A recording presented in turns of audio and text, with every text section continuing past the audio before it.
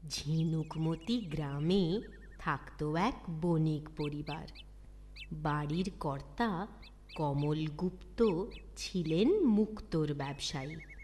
সাগরের তীরে সেই ঝিনুকমতি গ্রামের আর ৫ জন ব্যবসায়ীর মতোই তিনিও মুক্তো বিক্রি করতে দূর দূর দেশে পাড়ি দিতেন।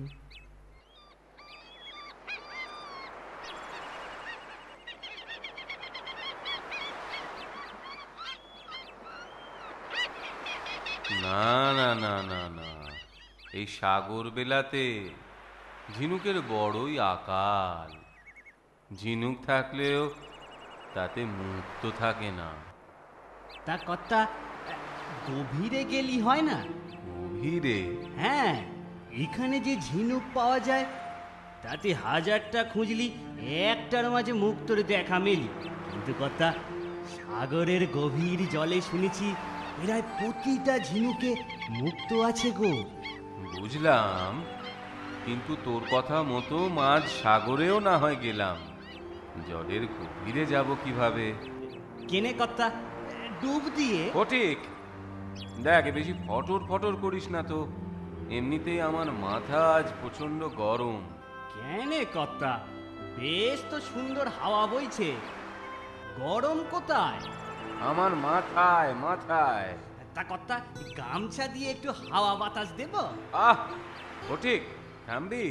হুম, আচ্ছা থামলাম। হ্যাঁ, এবার ঘরে চল। কিন্তু কর্তা, মুক্তো না নিয়েই? মুক্ত পেলে তো নেব, এত লোক লাগালাম, আজ তো একটা মুক্তোর দেখাও পেলাম না। সে ঘরে তো কিছু জমা আছে, সেখানেই গিয়ে দেখি চলুন, আপনার মন ঠিক ভালো হয়ে যাবে। আচ্ছা ফটিক, তোর ঘটে কি আছে বলতো? গোবর গো কর্তা, গোবর। এই চড়া রোদে সেটাও মনে হয় ঘুটে হয়ে গেছে। চলো, গোবর গণেশ কোথাকার।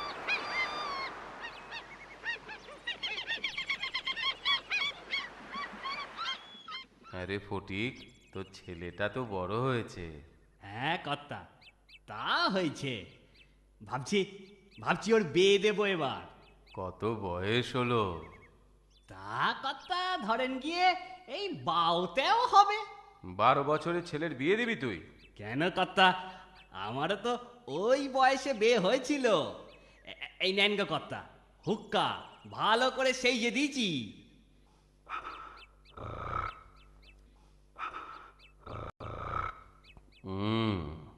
তোর ছেলেটা কাজ কাম করে?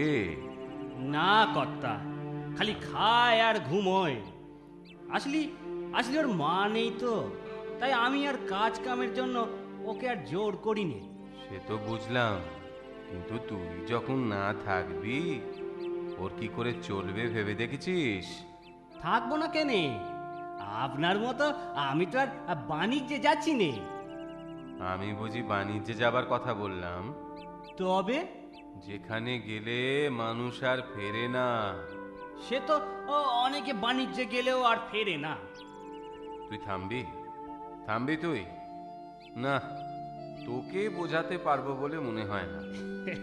কথা, এ বয়সে আর নতুন করে বুঝতেও চাইনি। 2 কুড়ি বয়স হলো, আর বড় জোরে 1 কুড়ি। তারপর তারপর ছেলেটার যে কি হবে। এই এই এতক্ষণে তোর বুদ্ধি খুলেছে, সে কথাই তো বলছিলাম। আচ্ছা কথা, আপনি বলুন না কি হবে? কেন? খাবে আর ঘুমোবে। সে কপাল কি আর মানিকের আছে কর্তা? ওর বাপ তো আর জমিদার নয়। ওকে কাজ করতে বল। ঠিক আছে, ঠিক আছে কর্তা, আমি আজই বলবো ওকে। হ্যাঁ, মন দিয়ে কাজ করতে বল।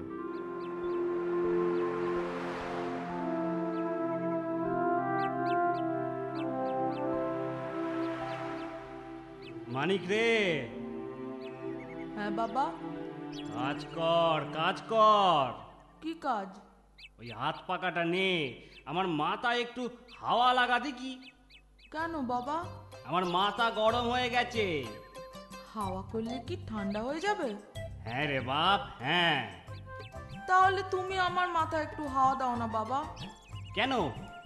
আমারও মাথা গরম হয়ে গেছে। তোর মাথা গরম হয়ে গেছে? কিভাবে হলো? হ্যাঁ, কাজের কথা শুনলে আমার মাথা গরম হয়ে যায়। তা হবে না, কুড়ের বাচ্চা কোথাকার, খালি গিলবে আর ঘুমোবে অপদার্থ। সে তুমি যাই বলো বাবা, খেতে আর ঘুমোতে আমার বেশ লাগে।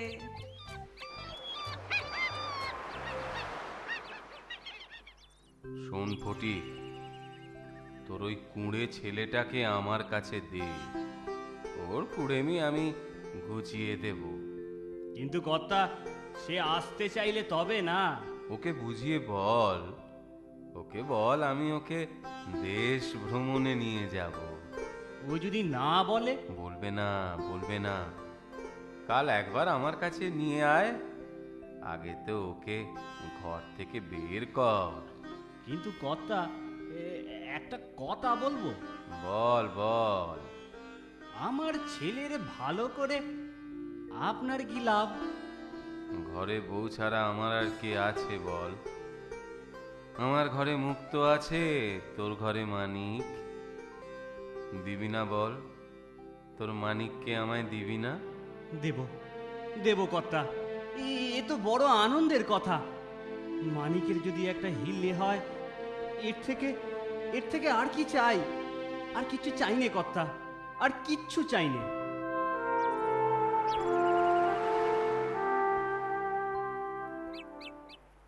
বুঝলি, বুঝলি মানিক, দেশ বিদেশে ঘোরার মজাই আলাদা।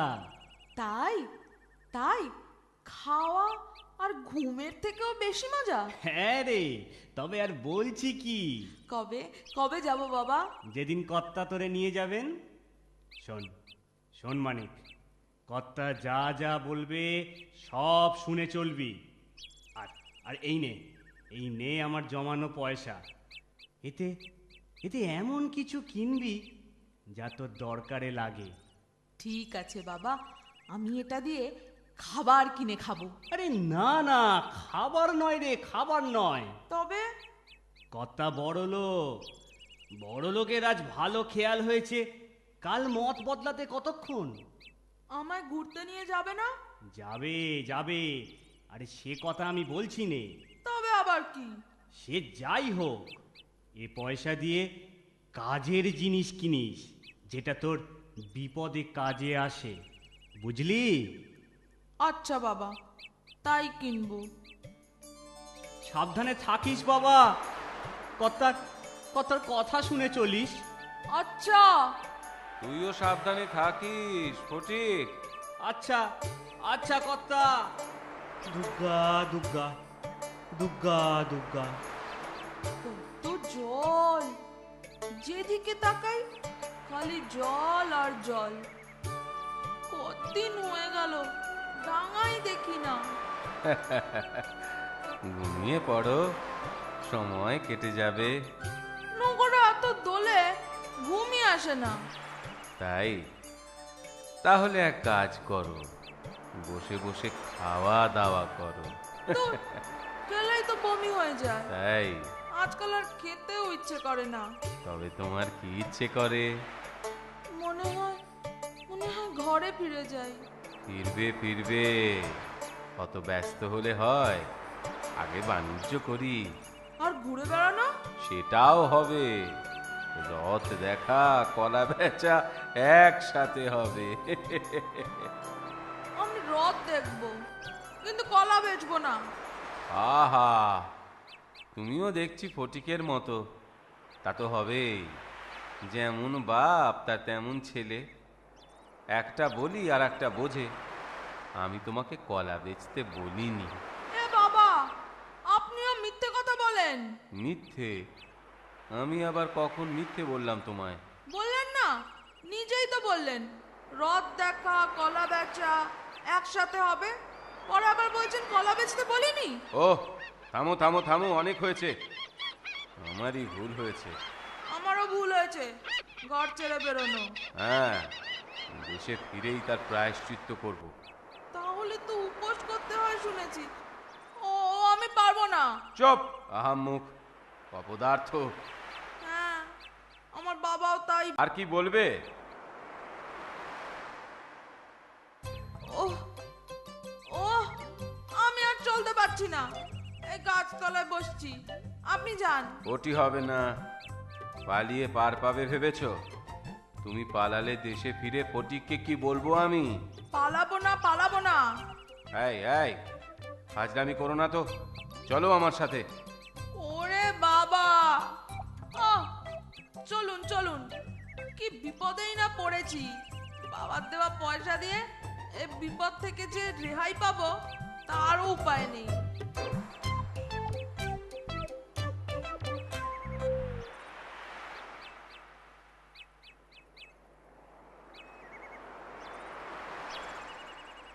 মুক্ত বেচে তো ভালোই টাকা পেলেন, এবার চলুন দেশে ফিরে যাই। তুমি একটু চুপ করবে? শুধু টাকা পেলে হলো? এখান থেকে মসলিন শাড়ি কিনে দেশে ফিরবো। ওখানে চড়া দামে বিক্রি করলে টাকা আরো বেড়ে যাবে, বুঝেছো? ও, আমি বুঝে কি করব? আমি ওখানে যাব। কোথায়? ওই যে ওই যে বাদর খেলা দেখাচ্ছে ওখানে। বাজে পয়সা খরচ করো না। আপনি আসুন না। হে বান্দর খেলা, ও বাবু, ও ছোকরা ছোকরি, লড়কা লড়কি, বান্দর খেলা দেখে যাও, বান্দর খেলা। হে বান্দর খেলা।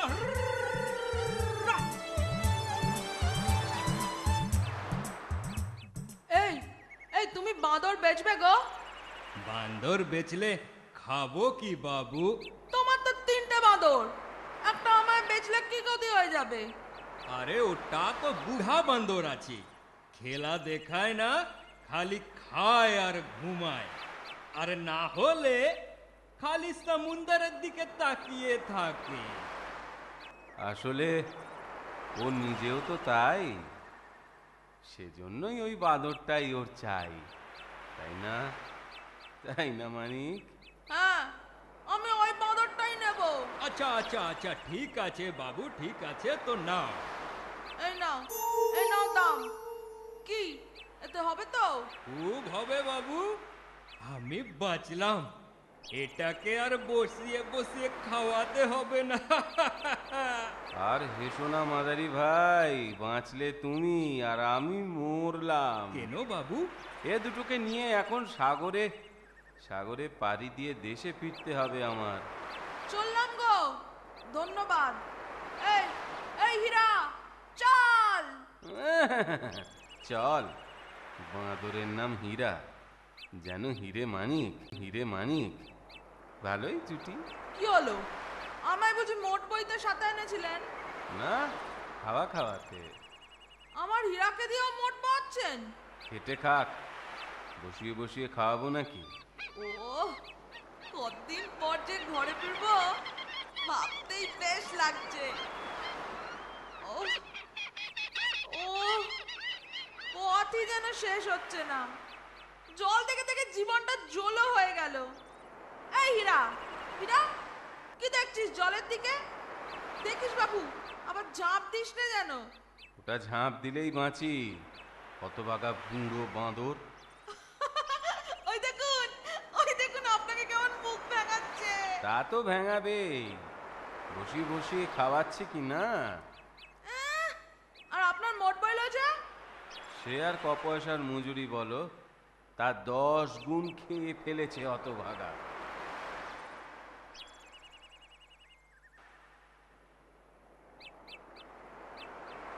যাক বাবা, অবশেষে পৌঁছলাম। এই হীরা, জলে কোথায় যাচ্ছিস? আরে আরে, এদিকে আয়। এই, আবার ডুব দিচ্ছিস কেন? এখানে খালি ঝিনুক তুলছিস, অত কাজ করিস না। হীরা, হীরা, চলে আয়।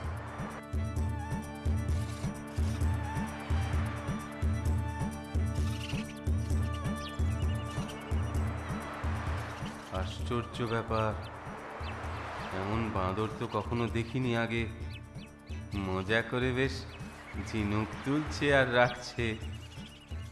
দেখি তো, দেখি তো খুলে। দেখি, বাহ, বাবা বাবা বাবা, এটা তো মুক্ত। দেখি দেখি দেখি, ওটা দেখি, দেখি, এটাতেও যে মুক্ত। দেখি আর একটা দেখি। দেখি, একটু আশ্চর্য হয়ে যাচ্ছি আমি। বাবা বাবা বাবা বাবা বাবা বাবা, আর একটা। আরে আরে আরে আরে আরে, এটা সবগুলোতেই মুক্ত। আরে সবকটা ঝিনুকেই মুক্ত। ওরে মানিক, তুই সত্যি হিরে চিনিস। তোর হীরা সত্যি যে একটা আসল হীরা।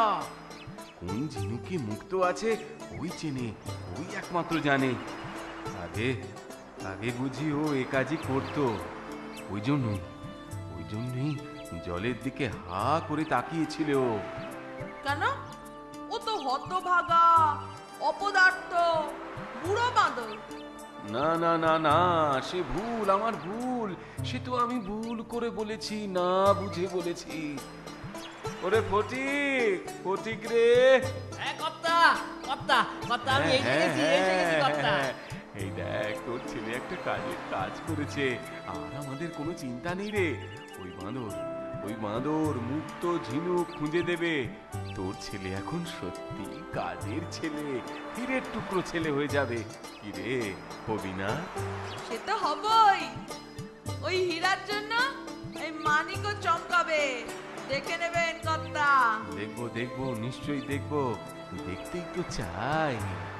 দেখা মানিক, এখনই দেখা।